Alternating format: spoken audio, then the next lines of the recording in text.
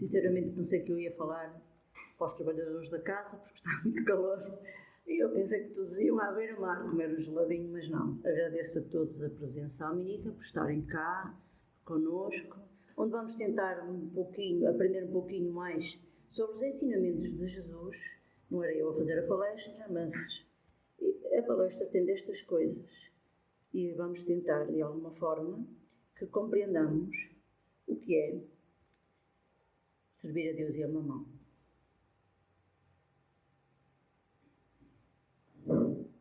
Deve ser calor, que tem o projetor, então é normal, não é? E vamos falar sobre a riqueza material, riqueza espiritual. Foi alguém dos frequentadores da casa que pediu para eu falar o tema e eu vou fazer isso, que me pediu a falar no tema. Agora eu faço uma pergunta: qual será melhor? A riqueza material ou a riqueza espiritual para todos nós? A espiritual será muito melhor, não é? Mas é preciso sabermos como atingir essa mesma riqueza espiritual. Quais são os mecanismos que nós temos? O que é que Deus simboliza? Simboliza a riqueza espiritual. E Mamão? Simboliza a riqueza material e o apego à posse. Mas será que Deus condena, ou que Jesus condena a riqueza? Não condena. E nós hoje vamos compreender que muitas das vezes isto é um problema que as pessoas acham que para chegarmos a Jesus ou para caminharmos na seara de Jesus temos que largar tudo. Não entendem que não é essas palavras que Jesus nos quis trazer. Não foi isso que ele quis dizer. O problema maior é o ego, o nosso ego, o egoísmo que está ainda muito observado no ser humano e tem a dificuldade em se desprender, e é mesmo disto que eu vou falar esta noite. Começo pelo Evangelho. Ninguém pode servir a dois senhores, porque ou odiará um e amará outro, ou se prenderá a um e desprezará outro. Não podeis servir simultaneamente a Deus e a Mamão. Há uma passagem também no Evangelho que vem no seguimento, aquela passagem do mancebo, que ele se aproxima de Jesus e diz, e chama-o bom mestre, e ele diz-lhe o que é que ele pode fazer para adquirir a vida eterna. E então Jesus lhe responde: porque me chamas de bom? Bom só é Deus. Bem, e então ele diz, Jesus lhe diz: tu tens que praticar os mandamentos. E ele diz assim: mas que mandamentos? E ele diz: não matarás, não roubarás, não cometerás adultério, honra teu pai e tua mãe, não é? E ama o teu próximo como a ti mesmo. Esta parte do amor ao próximo como a ti mesmo bate muito certo com todas as palestras que nós fazemos aqui. Porque nós falamos muito nesta parte de amar o próximo como a ti mesmo. E então, o homenzinho, o mancebo, ficou triste. E ele diz: mas eu já faço isso tudo. Mas mesmo assim ele ficou triste. Não vamos ver porque é que ele ficou triste. Ele diz assim: tenho guardado todos esses mandamentos desde que cheguei à mocidade, que ainda me falta. E aqui está o embate. Disse Jesus: se queres ser perfeito, vai, vende tudo o que tens, dá aos pobres e terás um tesouro no céu. Depois vem e segue-me. E o rapaz foi-se embora muito triste, porque possuía uma grande fortuna. Jesus disse então aos discípulos: digo-vos em verdade que bem difícil é um rico entrar no reino dos céus. É mais fácil, e diz ainda mais, é mais fácil que um camelo passe pelo buraco de uma agulha do que entrar um rico no reino dos céus. Claro que isto é tudo no sentido figurado. Mas eu analisando bem o conteúdo do trabalho que eu ia trazer hoje, quando ele diz desfaz-te, vai e vende tudo, os teus bens e segue-me, e analisando que Jesus diz que é necessário, quando ele diz é difícil um rico entrar no reino dos céus, não é? É mais fácil entrar um camelo no buraco de uma agulha. Claro que isto é aí como é que eu ia dizer, um engano, algo que não está bem explícito. Mas se nós analisarmos bem, entrarmos na porta estreita, nós temos a porta estreita e a porta larga. O camelo entra facilmente na porta larga. Entra na porta estreita. Depende do tamanho da porta. Então aqui nós podemos também levar isto para o sentido literal. Jesus nos mostra claramente o esforço que cada um deve fazer para conseguir entrar no reino de Deus. Ele diz mais que é preciso ajoelhar-se. E ajoelhar-nos no sentido de humildade. Eu não estou a falar em romper a rótula dos joelhos, porque isto agora até dói, não é estarmos ali de joelhos. Não temos necessidade dessas penitências. Quando eu falo em ajoelhar-nos, é preciso sermos humildes, que é no sentido melhor da palavra. Sermos humildes e desapegarmos-nos dos bens materiais, da riqueza, da alta riqueza. Jesus nos ensina também, se nós formos analisar bem o Evangelho, que a riqueza é uma prova e o apego é uma prisão. Concordam comigo? O orgulho, esse que é um peso que não passa pela porta estreita. Lá está, o tal desprendimento que todos nós devemos fazer para termos um caminho de liberdade espiritual onde todos podemos, lá está, confraternizar e sermos felizes. E a felicidade passa por quê? Está calor lá fora e aqui dentro também já começa a aquecer. Passa porque a felicidade, estamos sentados a abanar-nos ou nós somos felizes no auxílio ao próximo? Nós vivemos numa comunidade em que estamos cá para quê? Para nos auxiliarmos. Ninguém progride sozinho. E a maior riqueza que todos nós podemos ter é mesmo a riqueza interior, é a paz interior, é a construção do templo em cada um de nós. Jesus não condenou a riqueza, mas o apego a essa mesma riqueza. Chegamos lá, não chegamos? Nós temos um dono do mundo. Quem é o dono? Não sou eu. É Deus. Então Deus dá-nos empréstimo, mas nós temos que depois restituir esse mesmo empréstimo. Deus, sendo soberanamente justo e bom, Ele quer que nós ajudemos todos os seus filhos. Para isso a riqueza está no mundo. E não nos devemos de forma nenhuma agarrar-nos ao tesouro, porque nós agarrávamos antigamente, se formos ver na história, agarrávamos aos baús do tesouro, àquelas moedas de ouro, agarrávamos aos tapetes persas e essas coisas todas, como se não houvesse amanhã.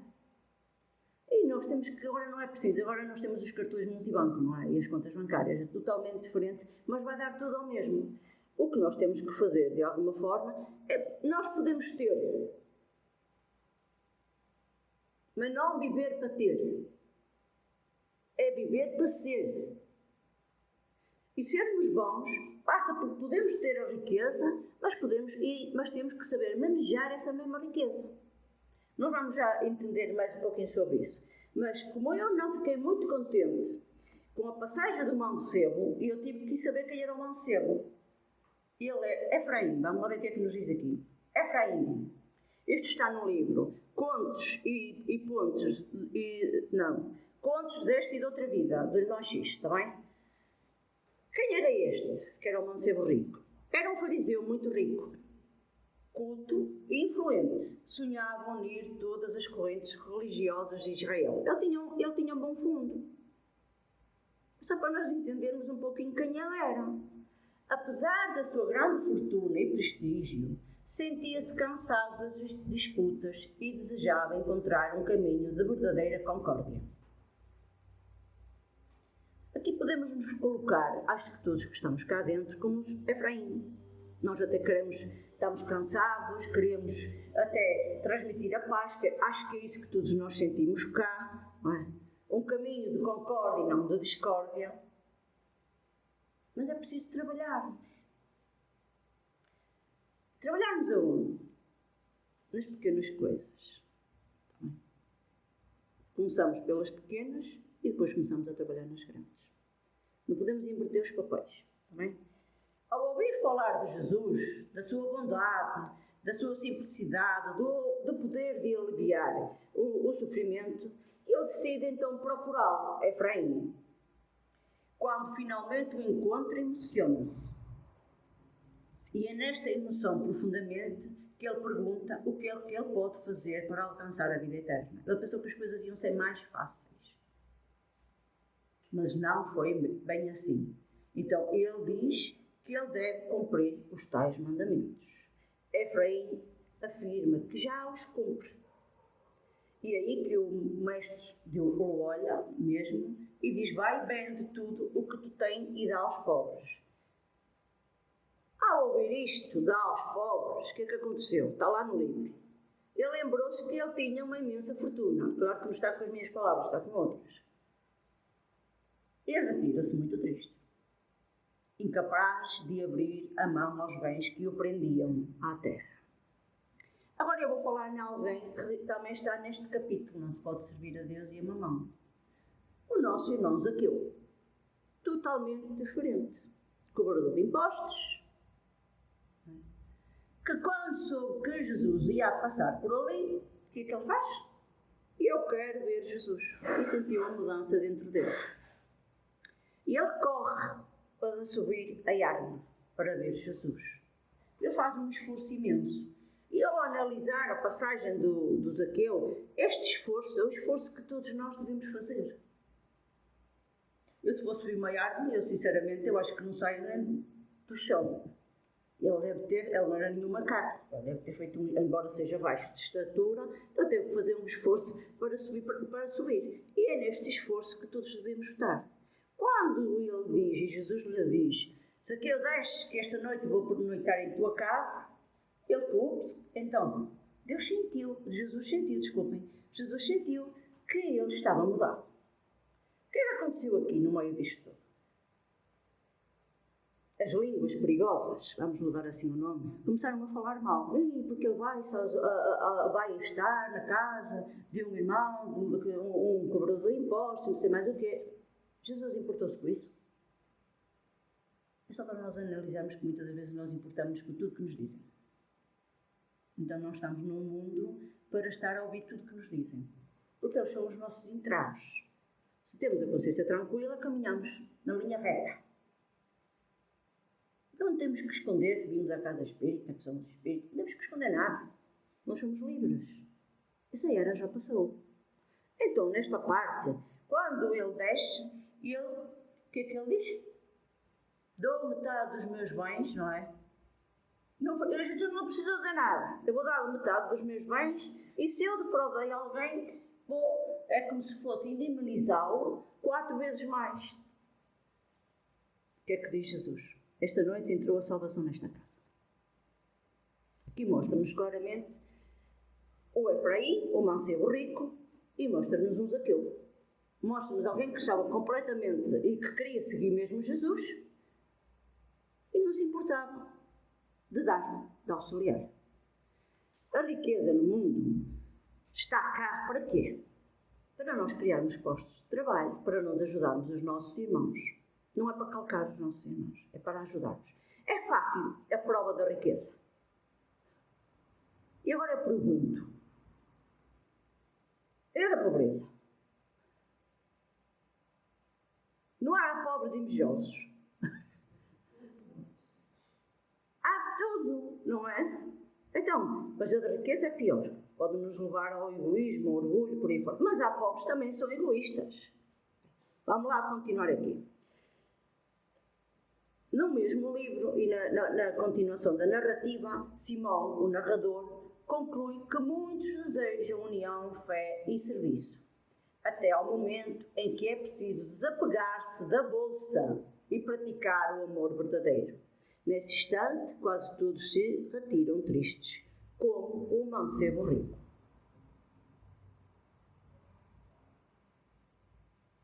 Se entrasse Jesus por esta porta dentro, lá vai ela brincar um bocado. Querem-me seguir? Deixem a família, vendam tudo. E sim, nós também não devemos ter muita coisa, mas pronto. Vendam tudo e sigam. O que é que nós faríamos? Fica de reflexão para todos nós. A verdadeira riqueza é a capacidade de amar e servir. Não nos podemos esquecer disto. Agora eu vou contar aqui uma lenda. A lenda do dinheiro. Está no livro Alvorada Cristã, de Franciscano Xavier e Ney Lúcio.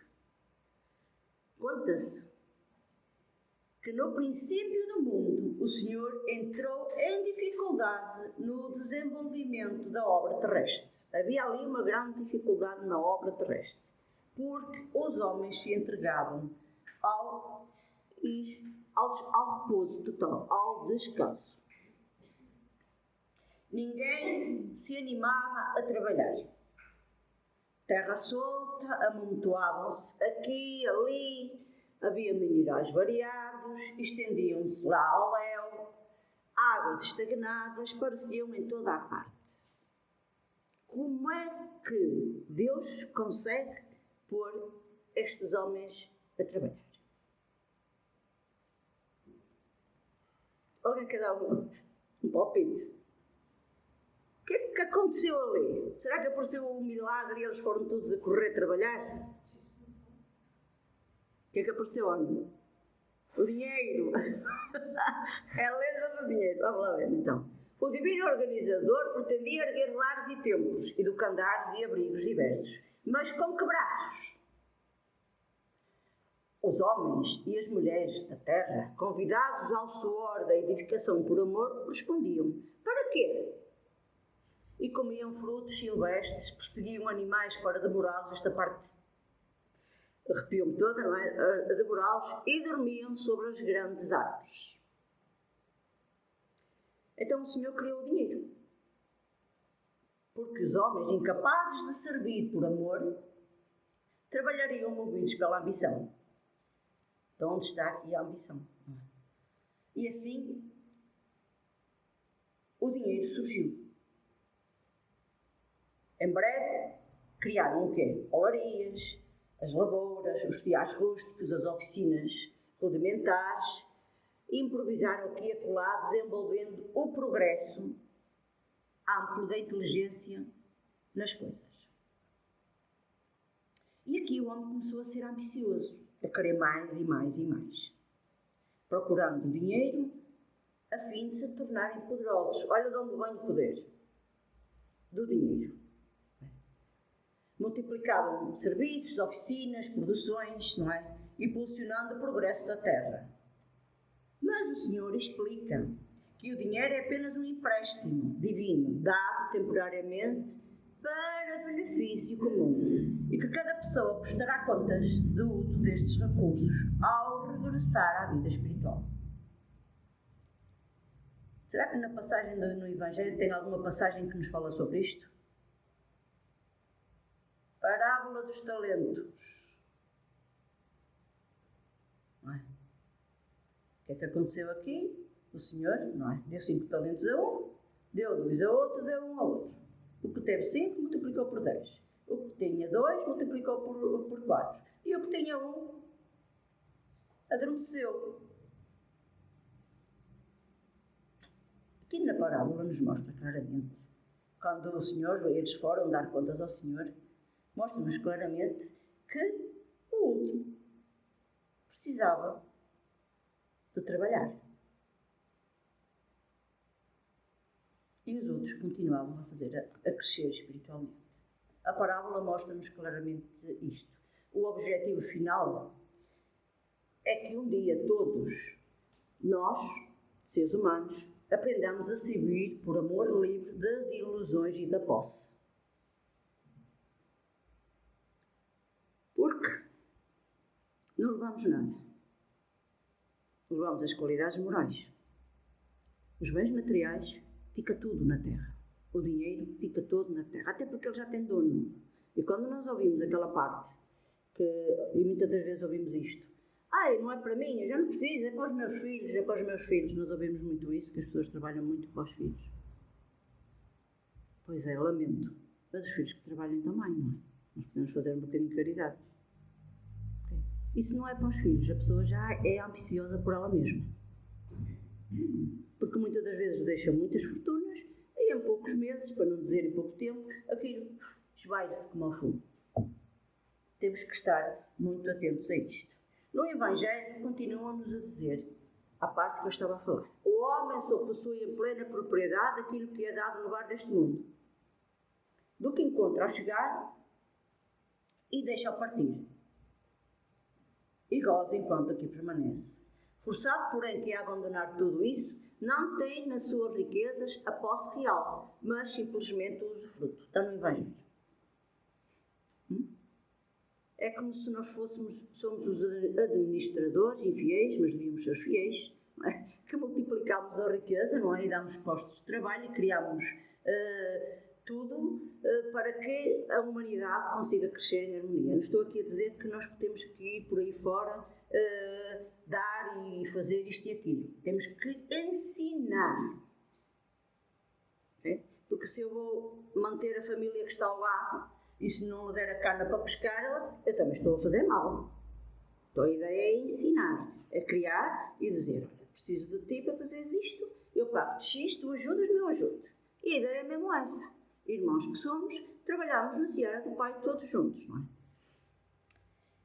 A inteligência, os conhecimentos, as qualidades morais é o que nos traz, é o que nós trazemos e que levamos connosco. Agora, o importante é que consigamos, de alguma forma, engrandecer ou crescer nessas qualidades morais. A tal riqueza espiritual. Ouviste, Sr. Diogo? Foi ele que me pediu para fazer a palestra. A riqueza espiritual que tanto necessitamos é o conhecimento das leis de Deus, a nossa moralidade. É? Quando nós vamos a um país distante, o que é que nós fazemos? Estamos na altura das férias. O que é que nós vamos fazer? Eu não vou fazer nada. Mas o que é que vamos fazer? Vamos pegar numa malinha, vamos meter meia dúzia de roupinha de verão, porque sabemos que a zona para onde nós vamos, os biquínis, os fatos de banho, as coisas assim, e vamos, olha lá, está bom tempo, vamos ver a temperatura, vamos ver isso tudo, certo? E levamos a mala consoante o tempo que está lá. Quando nós vamos reencarnar no mundo, e quando nós temos a certeza que a vida é mais do que este corpo físico, que a vida continua, e que somos espíritos imortais e que estamos aqui de passagem numa escola de aprendizado, o que é que fazemos para levarmos na mala, na tal dita mala, daqui para lá? É aqui que nós devemos pensar. O que é que nós fazemos? Será que levamos os biquínis, as roupas, a mala bonita? Ou será que levamos a consciência tão pesada que nem sequer nos conseguimos desprender? É aqui que nós devemos trabalhar. Esta parte de servir a Deus mostra-nos claramente que no serviço a Deus é preciso desprendermos-nos. É preciso entender que, não, eu tenho isto, isto e isto, mas isto é de Deus, Ele emprestou-me. Se vos saísse o Euromilhões amanhã, o que é que vocês fariam? Alguém tem coragem de me dizer? É difícil, não é?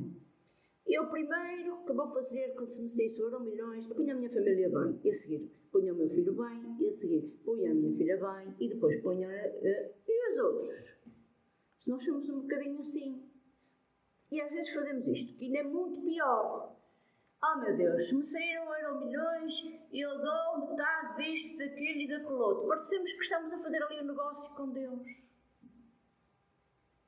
E Deus não nos mandou vir para cá para fazermos um negócio com Ele, até porque isto é tudo dele. E nós nem somos assim, um bocadinho. Vamos continuar aqui. Esta parte que é a parte que choca mais um bocado, não é? Não repilas o que se queixa, com receio de que te engana.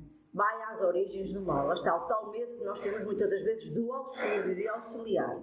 Alivia primeiro, em seguida informa-te e vê se o trabalho, os conselhos, mesmo a afeição, não serão mais eficazes do que a tua esmola. Então eu digo, esta parte da caridade é muito difícil.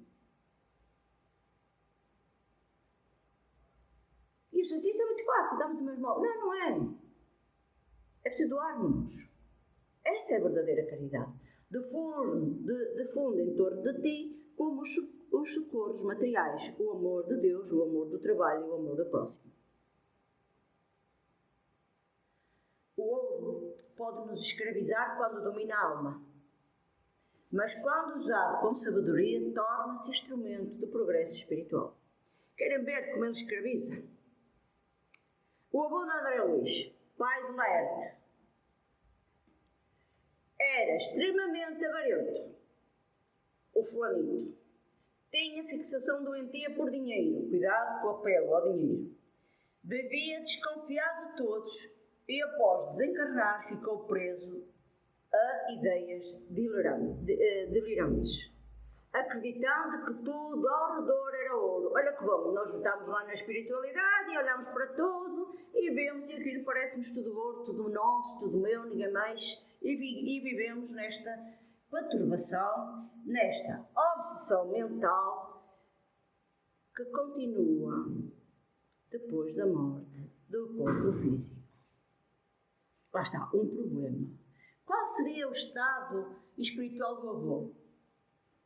Preso às próprias ideias, não é? Fixas, incapaz de perceber a realidade espiritual, e quantos irmãos nossos nós temos assim, e ainda ligado à matéria pela cobiça. Este é um exemplo claro que o apego faz-nos muito mal, aprisiona o espírito. Mas eu posso ter muito dinheiro? Podes, e eu posso também. Devemos ser simples? Devemos auxiliar? Devemos sempre auxiliar sempre aqueles que caminham connosco. E metermos na nossa mala. Alguém já fez a mala para regressar a casa? Não é nas férias, está bem? Porque essa, se for fazer a mala das férias, é mais fácil. Para regressar à espiritual. Alguém já fez a mala? Vou levar um cheque. Ó Diogo, antes lá um chequezito. O banco lá em cima, será que tem? Não deve ter, não é? Tem? Então, é bom, eu brinco um bocadinho, não é? Até para que consigamos de alguma forma entender que não temos que ser assim tão sérios também. Nós também estamos cá para aprender e vamos aprendendo. Vamos aprendendo com as cabeçadas, vamos aprendendo e levantamos, vamos aprendendo o interagir uns com os outros, vamos aprendendo com aquele irmão que nós achamos que nos fez mal, mas estamos a dar ali uma grande lição para nós mudarmos ou para ver se nós já estamos mudados. Portanto, estamos na maior escola que temos à face da Terra. Não se esqueçam disto, ok? Quando eu hoje, quando cheguei do trabalho e fui dar uma passagem à palestra, eu depois deparei-me, eu estou a seguir à risca o que se passa no país, na Venezuela, porque eu nasci lá e eu quero saber o que é que se passa. E eu hoje vi uma imagem da Venezuela. Isso, digo-vos uma coisa, também nos acontece aqui. Roupa amontoada no meio dos escombros, que foi doada, toda rota. Eu ouvi o repórter a falar, toda rota. E não me importa que isto fique no vídeo, porque nós temos que aprender e temos que dar aquilo, não podemos dar lixo aos outros. Rota, toda suja.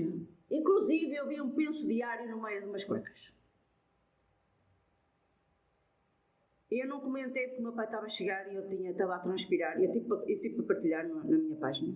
Não fiz porque o meu pai estava a chegar e a prioridade era ir a dar banho a ele, porque ele estava todo transpirado.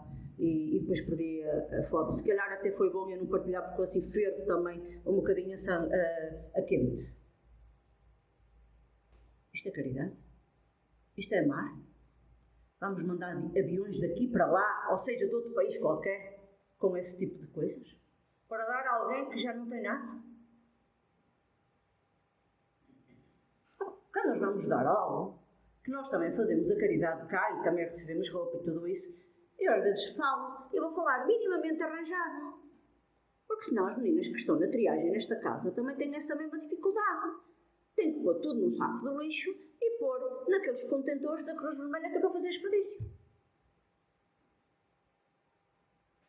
E queremos um mundo melhor? Eu posso ter esta camisa blusinha e dizer assim, olha, já andei com ela há 2 anos, mas ela está tão bonita, tão boa, eu vou lavá-la e vou oferecê-la. É assim que se faz a caridade. Eu tenho 2 pares de sapatilhas, olha, aquelas aleixas estão novas. Vou dar estas. Eu tenho uns sapatos, falta-me uma sola, o que é que eu faço? Vou mandá-las arranjar um sapateiro e vou doá-las. As calças não têm fecho, vamos pôr um fecho para dar. Esta é a riqueza espiritual que Deus espera que todos nós façamos. Porque quando nós estamos a vestir os nus, estamos a vestir Jesus. E nós esquecemos-nos disto. E eu fiquei mesmo chateada com isto. Ainda bem que chegou o homem da carrinha e eu filhei a tratar dele, não é? E porque dói. Apesar de nós vermos e sabemos que estamos num mundo de expiação e provas, onde há estas catástrofes naturais, fora aquelas que o homem faz, não é? Também, dói nós vermos alguém a querer esvaziar a casa para outro local. Mas é que esvaziar lixo, por favor. Continuando. Porque Deus a uns concede as riquezas e poder e a outros a miséria. Desculpem o desabafo, mas eu sou muito... Isto ultrapassa. Para experimentá-los de modos diferentes. Além disso, como sabeis, essas provas foram escolhidas pelos próprios espíritos que nelas, entretanto, sucumbem com frequência. Na pergunta 815, qual das duas provas é mais terrível para o homem? A miséria ou a riqueza? Vocês já me falaram sobre isso. Qual delas? As duas. São tanto uma quanto a outra. A miséria provoca as queixas contra a providência. A riqueza excita todos os desejos nossos. E depois nós vamos ter que dar contas a Deus, que Ele vai nos perguntar. O que é que fizestes da riqueza que eu pus nas tuas mãos para que fosse um manancial ao teu redor? Porque usastes tanto dessa autoridade para com os outros? Que mal evitastes? Que progresso facultastes? E isto vai tudo na nossa consciência. Se te dei empregados, não foi para fazer deles teus escravos. O Evangelho mostra-nos como nós devemos caminhar. Para terminar, e vamos andar aqui, e eu vou avançar este. Deixa eu ver se não chega aqui. Caminho, verdade e vida. Entra e coopera. E ele, tremendo e atônito, disse: Senhor, que queres que eu faça?